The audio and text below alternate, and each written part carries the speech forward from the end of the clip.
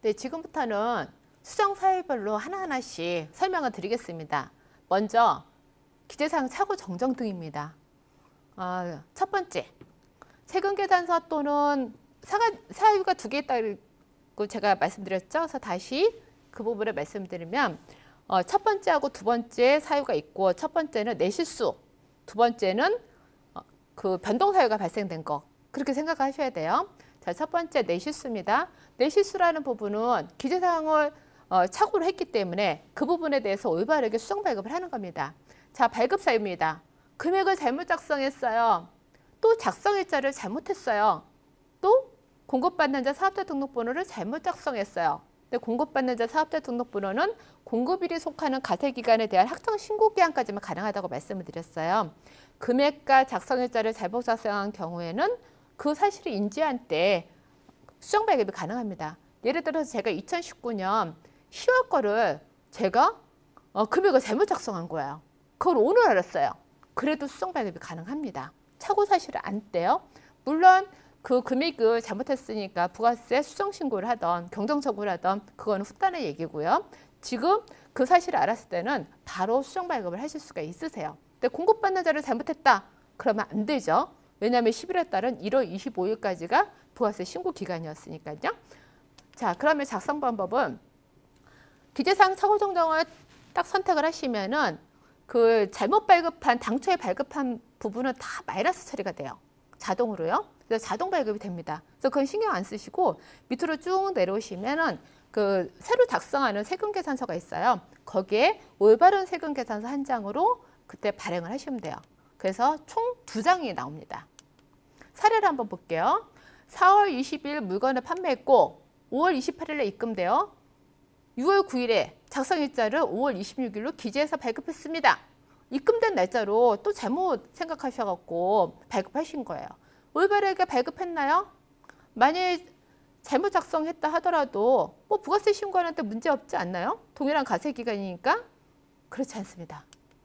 작성일자는 공급시기, 즉 물건을 판매한 때예요. 작성일자를 잘못 기재해서 발급한 건은 기재사항, 착오 정정 등의 사유로 수정 발급하셔야 됩니다. 그리고 또 4월이 물건을 판 날이니까 5월 10일까지 발급하셔야 되는데 5월 26일에 입금된 날짜로 들어오다 보니까 6월 10일 잘못 생각하신 거예요. 그래서 지연 발급이 된 겁니다. 그래서 지연 발급에 해당이 되니까 공급자는 지연 발급 가산세 1%, 공급받는 자는 지연 수지 가산세 0.5%가 부과됩니다. 기재사항 착오 정정으로 선택을 하시면은요, 당초권은 마이너스로 자동 발급되고 하단에 새로 작성하는 세금계산서의 작성일자를 4월 20일 날짜로 바꾸셔야 돼요.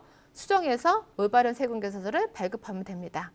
그리고 동일한 가세이니까 수정하지 않아도 되네. 그 부분은요, 동일한 가세기간 여부하고 관계없이 필요적 기재사항은 정확하게 기재를 해서 발급하셔야 됩니다. 왜냐? 거듭 말씀드리지만 필요적 기재사항 중 전부 또는 일부가 기재되지 않거나 사실과 다른 때에는 공급자에게는 세금계산서 불성시 가산세 1%가 적용되고요. 공급받는 자는 매입세에 불공제 될 수 있으니까 반드시 올바르게 발급을 하셔야 됩니다. 자, 이제 저희가 한번 이 사례를 가지고 수정 발급을 한번 해보자고요. 조회 발급에서 발급을 누르고요. 네, 수정 발급을 선택을 합니다. 그러면 승인 번호를 아는 경우, 승인 번호를 모르는 경우, 당초 전자발급분이 없는 경우요. 이 세 가지가 조회가 돼요. 저는 승인번호 모르기 때문에 승인번호 모르는 경우를 선택을 해서 세금계산서도 조회하겠습니다. 자, 월별로 해서요. 제가 5월달로 4월달인데 5월달로 잘못 발급했다고 말씀드렸잖아요. 그래서 작성일자를 5월 25일로 해서 조회하니까 딱 이게 나왔어요. 그럼 해당 건을 선택을 하셔서 하단에 수정세금계산 발급을 클릭합니다. 그러면 수정사유를 선택하는 화면이 나옵니다. 여기서 기재사항 착오 정정 등 바로가기를 클릭을 합니다. 그러면 당초 세금계산서 취소본이 한 장이 다 마이너스로 표기가 된 걸 보실 수가 있으세요. 그러니까 이 부분은 신경 안 쓰셔도 되고요. 내가 잘못 발급한 거를 취소를 해야지, 그게 아니고 전산에서 알아서 다 취소를 해줍니다. 그리고 하단에 올바른 내용 세금계산서를 작성을 해주시면 돼요. 이때는 작성일자만 변동이 되니까 2020년 4월 20일로 변동이 됐죠? 그래서 당초분 자동 세금 계산서 자동 작성을 한 장이 됐고요. 그리고 제가 올바른 내용의 새로운 세금 계산서 한 장을 발급을 해서 총 2장이 발급이 됩니다.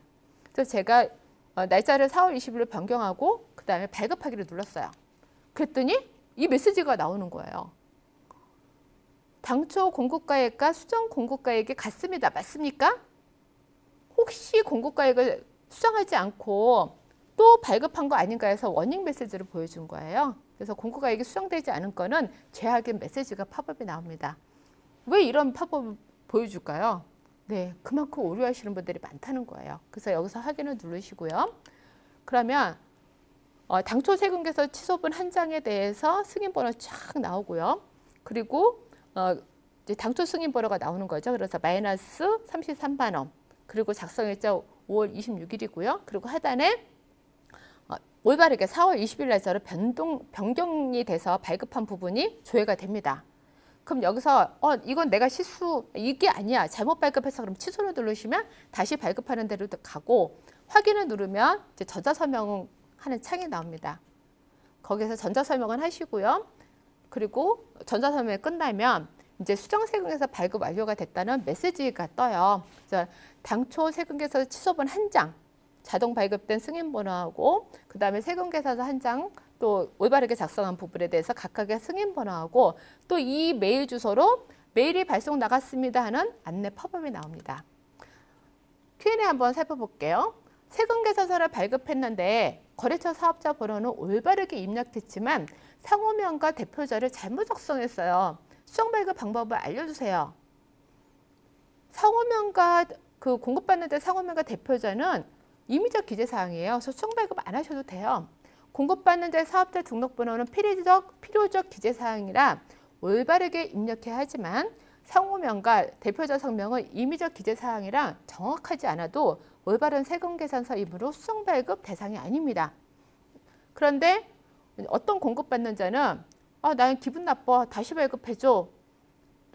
상호명과 대표자도 올바르게 발급해줘. 이렇게 요구하는 분들이 계세요. 그러면 기재사항 착오 정정 제가 앞에 말씀드렸듯이 똑같은 방법으로 해서 수정하셔서 발급하시면 됩니다. 5월 7일 거래건 공급가액이 155만 원이나 공급가액을 125만 원으로 세금계산서를 발급했어요. 그래서 차액을 건별로 30만 원 발급했어요. 금액은 또 맞췄으니까 문제가 없나요? 라는 질문입니다. 이렇게 생각하시는 분들이 의외로 많으세요. 그거는 잘못된 거죠. 당초 거래건의 공급가액이 155만 원인데 125만 원을 작성하고 건별로 다시 30만 원이면 이거 개별 거래건이 되는 겁니다. 당초 거래건의 공급가액을 잘못 작성한 경우에는 기재사항 착오 정정 등의 사유로 수정 발급을 하셔야 돼요. 그리고 차액을 새로운 세금계산서 발급을 하면 두 개 다 사실과 다른 세금계산서가 되는 겁니다. 따라서 당초 발급거를 선택해서 금액을 잘못 작성했으니까 제 실수죠. 그러니까 기재사항 착오 정정 등의 사유를 선택해서 그런 당초 발급거는 전액 마이너스 125만 원이 자동으로 발급이 돼요. 그리고 하단에 저는 공급가액의 155만 원으로만 올바르게 작성해서 발급하시면 돼요. 그리고 건별로 발급해서 이 30만 원을 어떻게 해야 되느냐. 이거는 이 세금계산서는 발급하지 말아야 될 세금계산서니까 착오연 이중 발급 등의 사유로 수정 발급을 하면 전액 마이너스 음의 세금계산서가 자동 발급됩니다.